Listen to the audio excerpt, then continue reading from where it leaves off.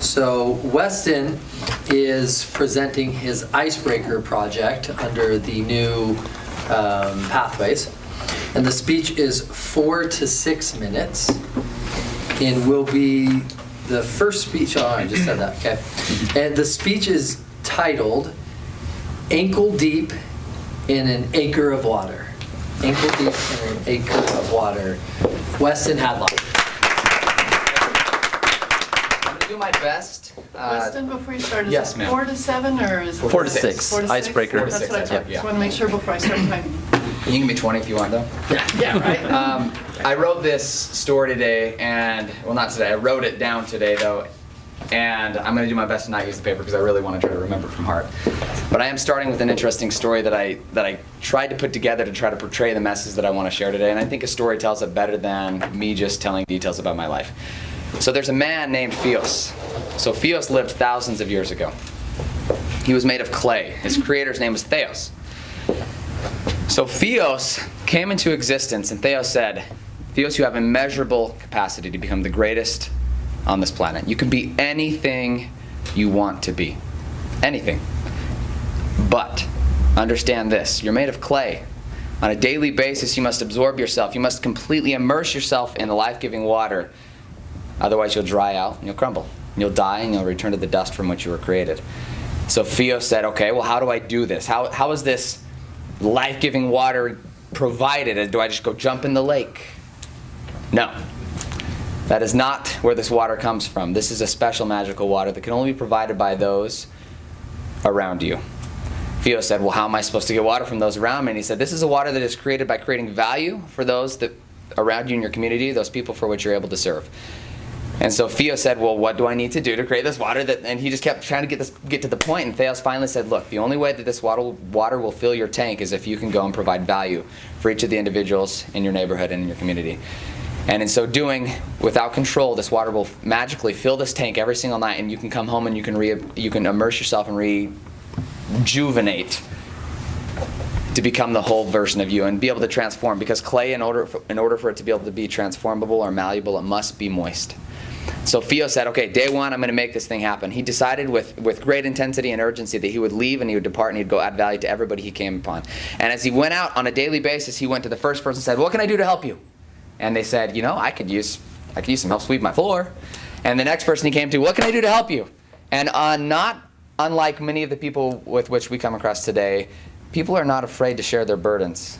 For whatever reason, we like to complain and we like people to kind of roll around in the misery with us.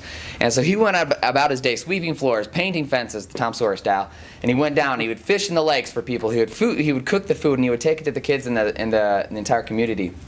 And as he went through his day doing these things, he came home at the end of his day exhausted, and his fingers were starting to crack a little bit. He was getting dry because he has to return to his bath at home and immerse himself. And he said, man, I'm so excited to get home. It was a very rewarding day, and I'm excited to be able to rejuvenate myself. So he walks into his home, and to his horror, rather than seeing the cylindrical tube that he saw the night before that was supposed to fill up with gallons of water, he saw a large bathtub the size of the room, and the bathtub was barely moist. He rolled around and tried to absorb as much of the moisture as he could, but still felt very dry, and he was worried, sick to his stomach. He committed that the next day he would go 10 times as hard and he'd go and help 10 times as many people. So Theos set out the next day and went out and did 10 times as many things. Very similarly, he walked the dog, fed the chickens, sheared the sheep, did everything he could in the community to provide value. And he came home that night thinking, oh, thank heavens, at least I'll have some water to moisten myself. And he comes home, and to his horror, the back half of his house has been blown out, and now he has a full yard-sized tub with about 2 inches of water. And that night he went to bed discouraged. He saved his feet, thank heavens, because his hand had already crumbled off. He saved his foot that was seemingly going to break off. It was so dry. And he looked up to the heavens and said, Theos, what am I doing? I've done everything I can to help, to provide value and to serve these people around me. And he heard a whisper and he said, look to your neighbor, Kyrios. So we went over and he said, I know Kyrios. I've seen him down in the marketplace. That guy's a lazy bum. He seriously just sits around and laughs and talks with the people that are slaves at his company. And so at this point, he goes down and he said, doesn't matter. I'll go to bed tonight. I'll wake up tomorrow, and I'm going to go down and I'm going to do everything that he told me to do, because if I'm not doing something, I will die in the next day or two. So he goes down to the marketplace. And he starts to observe. And all he does is, and he starts asking questions and researching a little bit about Kyrios' background. So Kyrios was the #1 granary runner in the entire country. He had 8 granaries. And these granaries were run by hundreds of employees. What he found out, Kyrios, in this conversation, Theos about Kyrios, was that Kyrios had spent years focusing and honing in on specific skills that he knew he had at the time. And because he developed and harnessed these skills, he put himself into a position where nobody could compete with him in business. He was the #1 granary. He found out that he fed and paid for the lifestyles of hundreds of families in the community. And the very food that Theos ate on a daily regimen came from the granaries that Kyrios himself had built. That was when his mind, the paradigm by which he lived his life, switched. It flipped on a dot. He realized that he would never be able to provide the value that Kyrios was for his community unless he was willing to become a master of a few rather than a jack of all trades or a mediocre at many.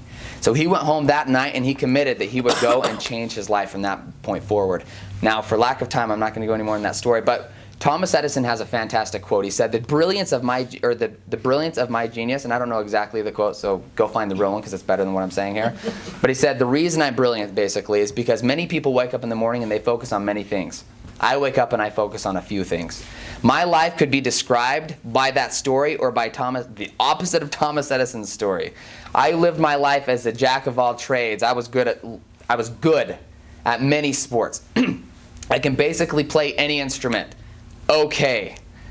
I will never be able to add the value that people deserve in their lives by beautifully played instruments. I will never be able to create what some people are capable of creating because I never spent the energy and the time in those areas of my life until about 4 years ago to create that kind of value in people's lives. And I hope if there's one thing that you can learn from me today, that it's I've made the same decision Theos made.